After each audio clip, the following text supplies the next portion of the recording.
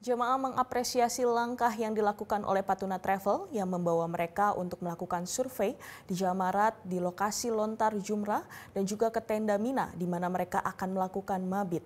Dengan demikian, para jemaah lebih bisa memiliki bayangan terkait dengan situasi ataupun kondisi serta apa saja yang harus dilakukan.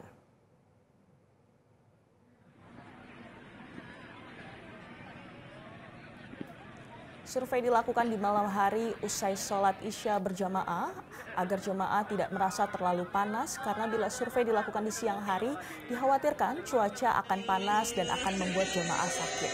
Survei dilakukan bersama dengan para pembimbing haji masing-masing grup di mana para pembimbing haji menjelaskan mengenai alur lontar jumrah dan doa-doa yang harus dipanjatkan serta alur perjalanannya.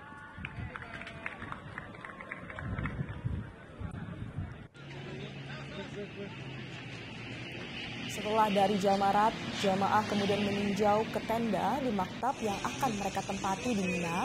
Dari hasil survei tampak jamaah sangat puas melihat situasi di tenda Mina karena fasilitasnya sangat lengkap dan nyaman untuk digunakan oleh para jamaah. Di mana tersedia ruangan bagi para jamaah untuk beristirahat lengkap dengan kasur dan sofa lipat, toilet, tempat makan, bahkan kafetaria lengkap dengan air terjun buatan untuk membuat jemaah merasa sejuk.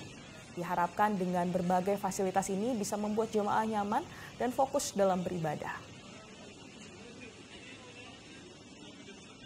Ini udah 90%, sedang di dropping untuk makanan, minuman, dan segala macam. Hanya tinggal finishing masalah interior dan setup coffee shop untuk di setting agar nanti jemaah itu bisa menikmati coffee shop, jus, minuman yang lain, serta cracker, serta beberapa surprise lain dari pihak maktab yang akan memberikan pelayanan kepada jemaah haji kita dari Syarikat. Jelajahi cara baru mendapatkan informasi. Download Metro TV Extend sekarang.